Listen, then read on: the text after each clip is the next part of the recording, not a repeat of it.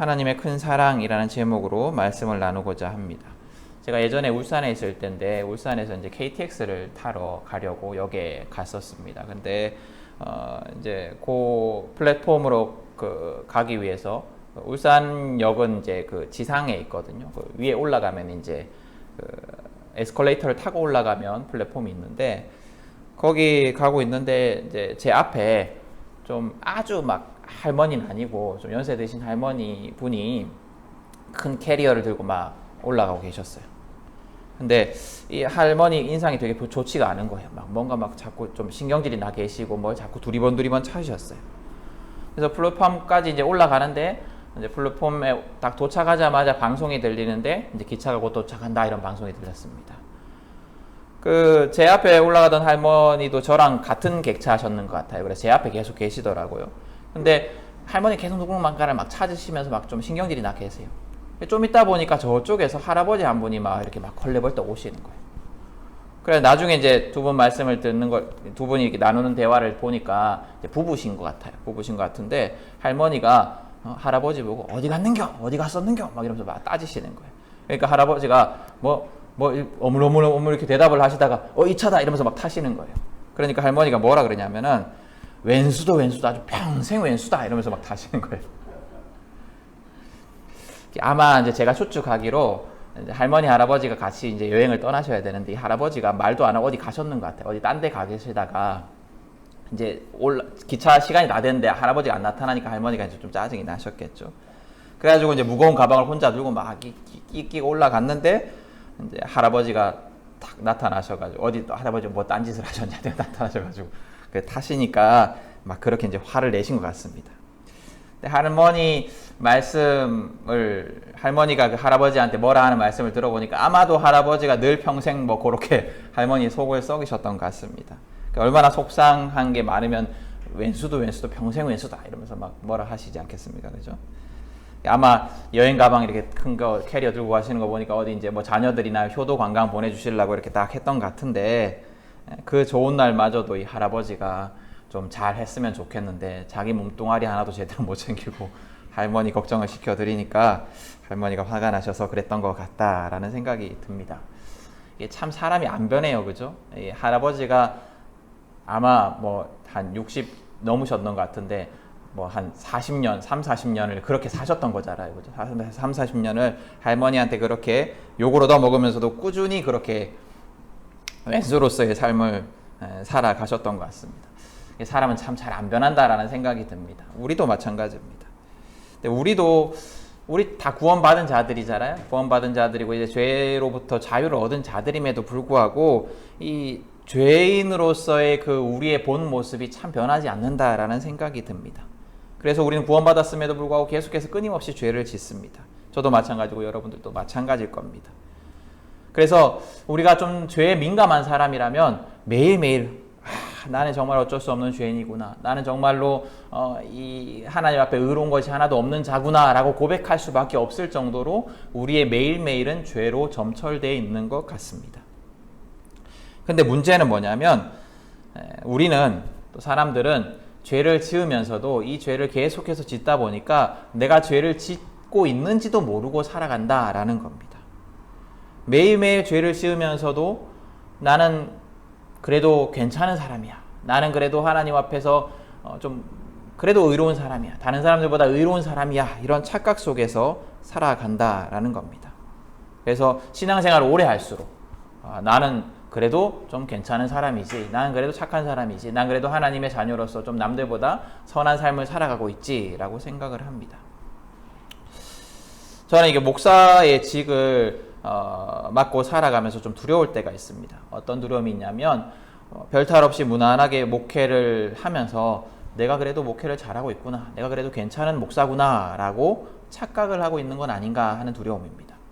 특별히 개척을 하면서 좀 더 건강한 교회, 좀 더 하나님께서 원하시는 교회를 만들어 보겠다라고 하는 저의 모습이 실제로는 하나님 보시기에 별로 그럴듯할 것이 없고 별로 선한 것이 없는데 남들보다 좀 더 의식 있는 사람이다. 남들보다 좀 더 하나님의 마음을 좀 더 추구하는 사람이다. 이런 착각 속에 빠져 있지는 않은가라는 생각이 듭니다. 그리고 내가 또 하나님 앞에서 제대로 목양의 직무를 감당하고 있는지, 또 내가 죄 가운데 빠져 있으면서도 깨닫지 못하고 하나님의 말씀을 전하는 그런 사명을 아무렇지 않게 경솔하게 감당하고 있는 것은 아닌가라는 생각이 들기도 합니다. 또 내가 성도들을 하나님 앞에 오게 하는데 또 도움이 되는 사람이어야 하는데, 말씀을 잘 전하고 또 앞에 본을 보이면서, 근데 그렇지 못하고 걸림돌이 되는 자는 아닌가라는 생각이 들 때도 있습니다. 목회를 계속해 나가면서 또 목회 연수가 길어지면서 내가 이후에 어떤 목사가 될 것인가를 생각해봐도 또 두려운 마음이 듭니다. 교회의 생리에 익숙해지고 교회에 스며들어 있는 어떤 세속적인 모습, 세상적인 가치관, 하나님께서 기뻐하시지 않는, 원하시지 않는 모습에 익숙해져서 이제 다른 잘못된 목사님들처럼 하나님 앞에 분별하지 못하고 이게 옳은 일인지 그런 일인지 분별하지 못하고 그냥 하나님의 이름을 욕되게 하고 교회의 이름을 해치는, 교회의 거룩함을 해치는 그런 인물이 되지는 않을까라는 두려움이 있습니다. 여러분, 여러분의 신앙과 삶은 어떠하십니까? 여러분은 잘 하고 계신 것 같습니까? 여러분은 하나님 보시기에 경건한 삶을 살고 있는 것 같습니까? 하나님 앞에서 내가 좀 괜찮은 삶을 살고 계신 것 같습니까? 여러분, 우리는 참 약하고 무너지기 쉬운 존재입니다. 인간은 참 변하지 않습니다. 우리 안에는 그 죄성이 끊임없이 계속해서 우리를 주장하려고 하고 우리를 괴롭힙니다. 그렇기 때문에 하나님과 동행하는 삶, 하나님과 함께하는 삶, 하나님 앞에서 경건한 삶을 살기 위해서는 우리의 약함과 우리의 죄악에 대한 어떤 인식과 솔직함이 있어야 됩니다. 나는 별로 그럴듯한 사람이 아니다. 나는 정말로 죄인이다.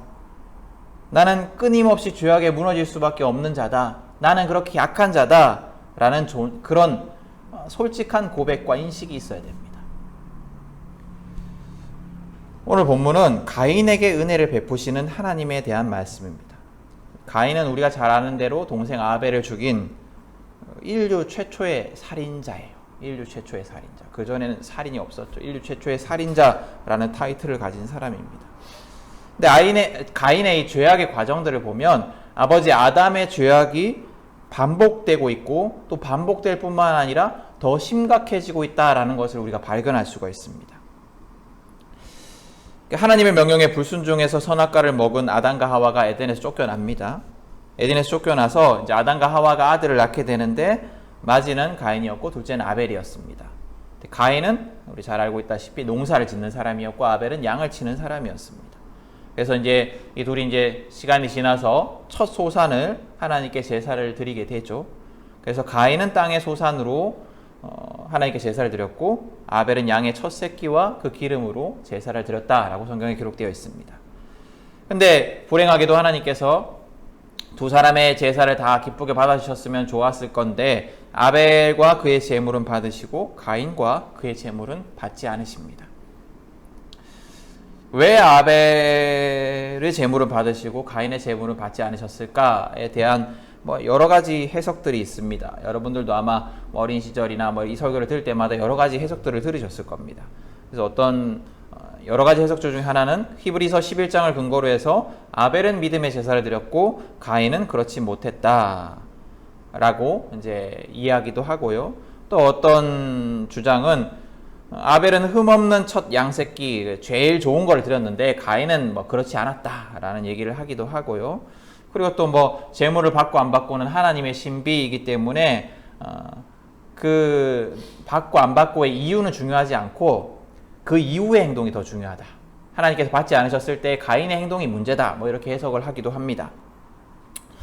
오늘 본문을 중심으로 살펴보면 이 하나님이 제물을 가려받으신 것은 일단은 제물보다는 사람의 문제인 것 같다라는 생각이 듭니다.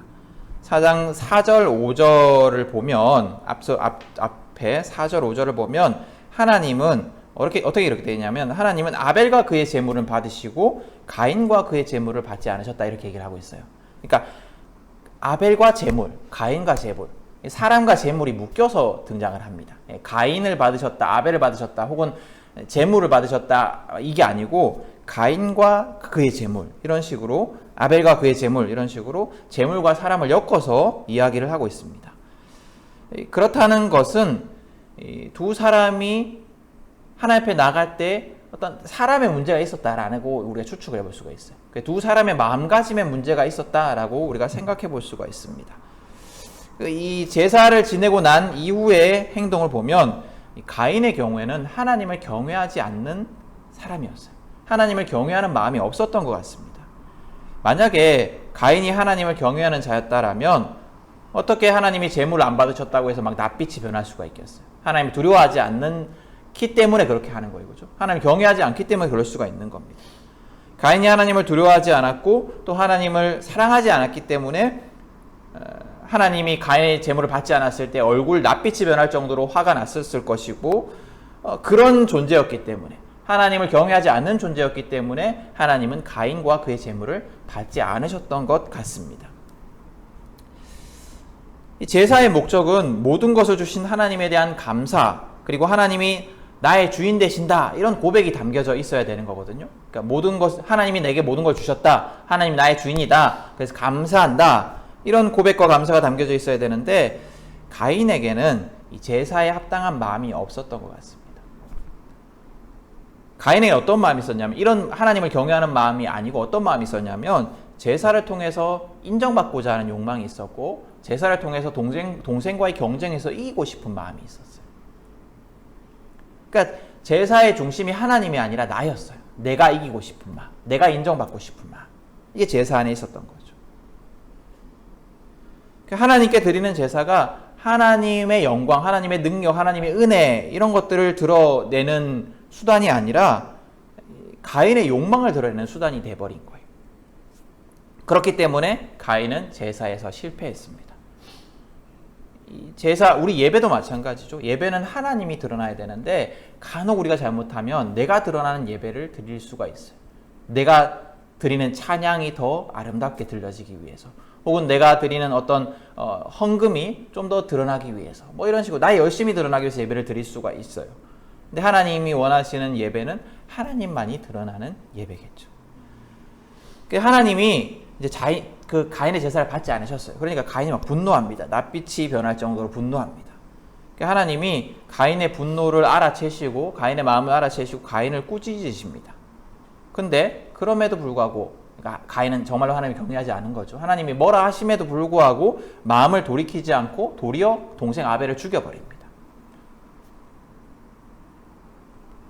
가인은 정말 하나님에 대한 지식이 없었어요. 가인은 그 다음 어떻게 했냐면 가인은 자기가 아벨을 죽여놓고도 하나님이 그걸 모르시리라고 생각을 했던 거예요. 그죠? 하나님이 아는 지식이 없었어요. 그래서 잡아떼죠. 나는 모릅니다. 하나님이 가인에게 아벨 어디 있냐 이러니까 가인이 내가 아우를 지키는 자입니까? 내가 아우 시다발입니까? 뭐 이러면서 막 대듭니다. 계속해서 가인은 어쨌거나 하나님에 대한 경외함이 없었어요. 그렇지만 하나님 모든 것을 알고 계셨고 가인에게 그 죄악에 대한 벌을 주십니다. 이 가인의 모습은 아담과 하와의 모습에서 동일하게, 그러니까 아담과 하와의 모습이 동일하게 나타나는 거예요. 생각을 해보면 이 가인이 죄악을 인정하지 않고 부인하는 모습은 아버지 아담이 선악과 먹고 나서 하나님 앞에서 변명하고 숨었었던 일들을 떠올리게 해요. 그죠? 하나님이 너 이거 왜 먹었냐 이러니까 아담 핑계 대잖아요. 하와가 그랬다 이렇게 핑계를 대잖아요. 자기의 죄악을 인정하지 않았습니다. 마찬가지로 가인도 자기의 죄악을 인정하지 않고 거짓말로 이거를 어떻게든 무마하려고 했습니다. 또 가인은 아버지의 죄악을 반복했을 뿐만 아니라 더 심각한 죄를 저질렀습니다. 뭐냐면 아담은 살인하지 않았잖아요. 그죠? 근데 가인은 동생의 생명을 빼앗는 죄악까지, 살인의 죄악까지 저지릅니다.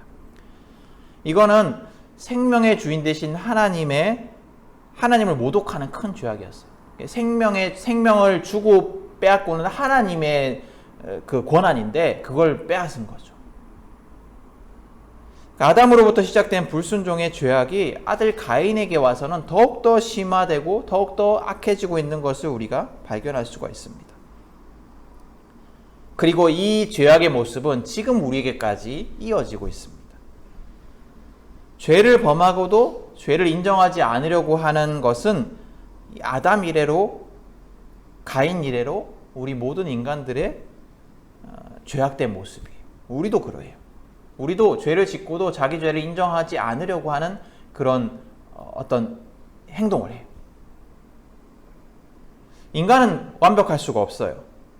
주님의 때가 되어서 마지막 그 하나님의 나라가 되어서 우리가 완전히 성화되기 전까지는 우리는 구원받았으나 그러나 우리는 완벽하지 못한 모습으로 이 세상을 살아갈 수밖에 없습니다. 근데 그건 어쩔 수 없어요. 근데 문제는 뭐냐면, 심각한 문제가 되는 건 뭐냐면 죄를 인정하지 않는 우리의 모습이에요. 우리가 죄를 지을 수는 있어요. 근데 죄를 인정하지 않으려는 모습이 심각한 문제가 되는 거예요.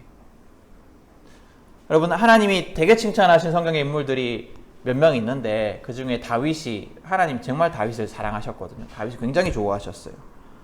근데 다윗 이야기를 한번 떠올려 보세요. 다윗이 죄 짓지 않았나요? 다윗 나쁜 짓 다 했어요. 그죠? 남의 아내도 빼앗았고, 그 다음에 그 남편을 살인하기도 했고, 그러니까 막 십계명을 막 몇 개를 범했어요. 어떤 분들은 십계명을 다 범했다 이렇게 얘기를 하기도 합니다. 하나님을 할 때간에 무시하고 뭔가 했다는 거죠. 그런 나쁜 짓을 저질렀습니다. 그러니까 청부, 살인에 이런 거 다 한 거죠, 그죠? 근데 다윗이 하나님의 사랑을 받은 이유는 뭐냐면, 그렇게 하고 그 다음에 나단 선지자가 찾아옵니다, 다윗에게. 그래서 네가 잘못했다 이렇게 얘기를 하니까 다윗이 어떻게 했냐면 그 즉시로 자기의 죄를 고백을 합니다. 정말로 자기 죄를 깨닫고 고백을 해요. 잘못했다라고. 근데 나단이 다윗에게 그 꾸짖었을 때의 그 장면을 떠올려 보면, 나단이 그냥 개인적으로 와서 다윗 일로 와봐라, 조용히 와봐라, 다윗 왕 일로 와보세요, 당신 이런 잘못했죠, 조용히 할 때는 회개하세요, 이렇게 한 게 아니었어요. 나단이 궁전에서 왕 앞에 가서 다른 사람들이 다 있는 앞에서 공개적으로 당신 잘못했습니다 이렇게 얘기를 했거든요. 근데 다윗이 그 공개적인 곳에서 자기의 죄악을 인정했어요. 내가 잘못했습니다 라고 인정을 했어요. 막 그때는 어떻게든 변명을 하고 그럴 수도 있잖아요. 그때는 뭔 소리 하냐 이러고 나중에 나단 불러가, 내가 좀 잘못했는데 그 앞에 좀 쪽팔려가 못했는데 내가 잘못했다, 하나님께 내가 기도할게, 이렇게 할 수도 있었잖아요, 그죠? 근데 다윗이 어떻게 했냐면 즉시로 회개를 했어요. 여러분, 대통령이나 고위공직자 같은 사람이 아무리 큰 잘못을 해도 그것을 무슨 기자회견하면서 공식적으로 내가 잘못했습니다 이렇게 하는 거 보신 적 없을 거야, 아마. 하기 힘들어요. 그냥 절대 그러지 않고 정말 잘못했더라도 최대한 시간을 끌다가 마지못해서 가서 유감입니다 이런 식의 표현을 합니다. 굉장히 정치적인 수사를 해서 어물쩍 이렇게 넘어가려고 하는 게 이제 당연한 인간의 어떤 생리예요. 위정자들 뿐만 아니라 저 같아도 제가 잘못을 해도 성도들 앞에서 내가 잘못했습니다 이렇게 말하기가 쉽지가 않아요, 그죠? 우리는 다 그래요, 그죠? 근데 다윗은 그 많은 사람들 앞에서 자기가 남의 아내를 빼앗았고 우리아를 죽였다, 그런 추악한 스캔들의 주인공이다 라는 것을 고백을 했습니다. 이 다윗의 선함, 경건함이 바로 여기에 있어요. 근데 다윗과 반대로 가인은 그렇지 못했죠. 가인은 자기의 죄악을 인정하려 들지 않았습니다. 그렇지만 그렇기 때문에 준엄하신 심판장인 하나님께서는 가인의 죄악에 벌을 내리셔서 너는 이제 땅에서 유리할 것이다, 떠돌아다닐 것이다 라고 벌을 내리십니다. 이제 가인은 에덴으로부터 더 멀어져서 유리하는 자, 떠도는 자의 삶을 살아가게 됩니다. 근데 오늘 읽은 본문에 보면 가인이 굉장히 좀 뻔뻔해 보이는 모습을 뻔뻔해 보여요. 어떠냐면 자기가 이제 죄를 지어서 벌을 받고 있는 입장이잖아요. 그러면은 할 말이 없잖아요, 그죠?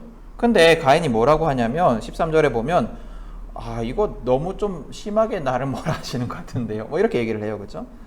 그래서 내가 하나님의 버림을 받아서 홀로 살아가면 하나님께서 나를 보호하지 않으시니까 내가 다른 사람들로부터 죽임을 당할 것 같다, 이 죄악을 좀 가볍게 해달라 이렇게 요구를 합니다. 그러니까 이게 사실은 좀 되게 좀 특이해요, 가인이. 그러니까 자기 잘못을 들켰고 하나님 앞에서 벌을 받으니까 하나님 정말 잘못했습니다. 정말 뭐 용서해 주십시오. 뭐 이렇게 나오는 게 아니고 하나님 근데 이거 좀 심한 것 같은데요. 날 좀 어떻게 좀 보호하는 방법을 주십시오. 이렇게 얘기를 하는 거예요.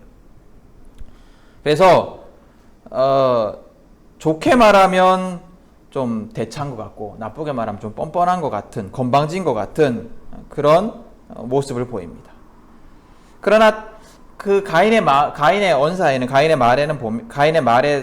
말에 드러나는 가인의 마음을 보면 하나님이 지켜주시지 않으면 자기가 생존할 수 없다라는 것을 알고 있었어요. 가인이 하나님의 도우심 없이는 자기 살 수 없다라는 것을 알고 있었고 그래서 절박한 마음 때문에 두려워하지 않고 호소했던 것 같기도 합니다.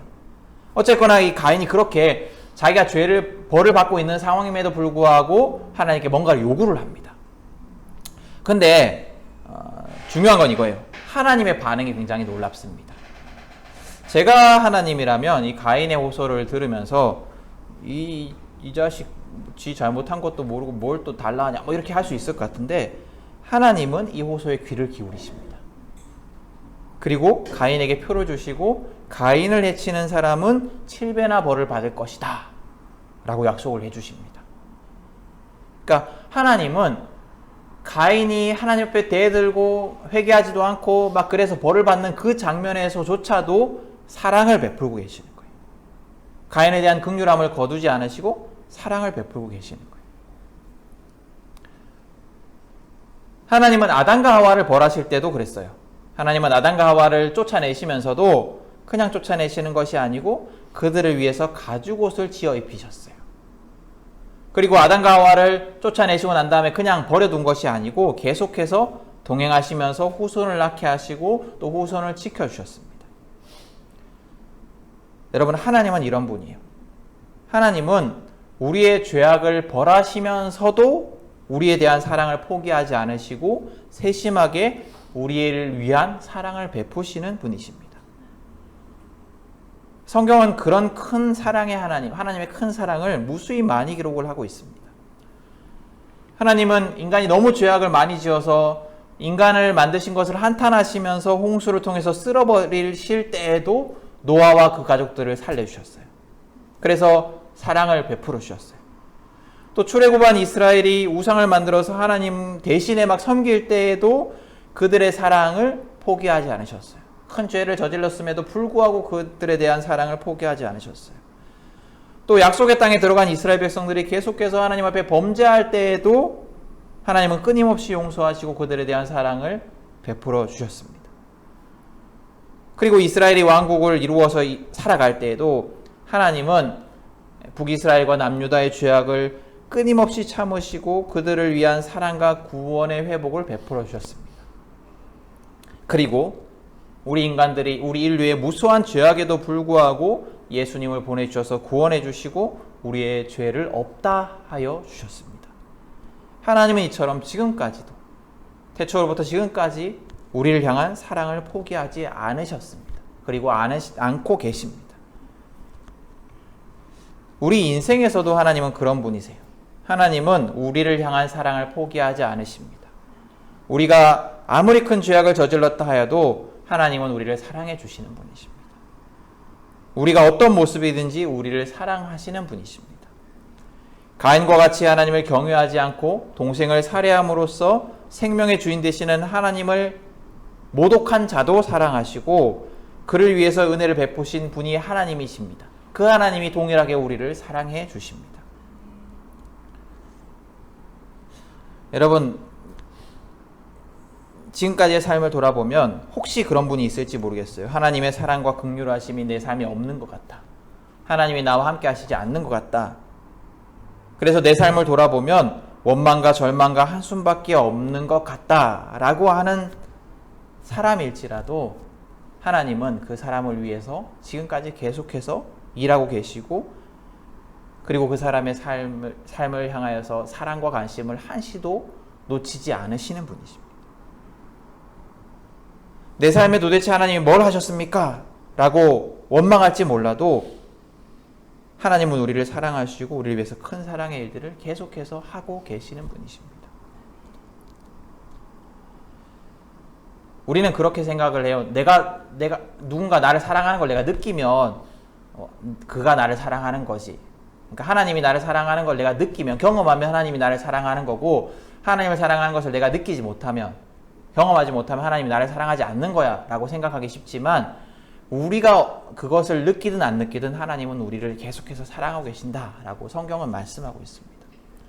하나님은 나의 어떠함과 상관없이 계속해서 나를 사랑하십니다.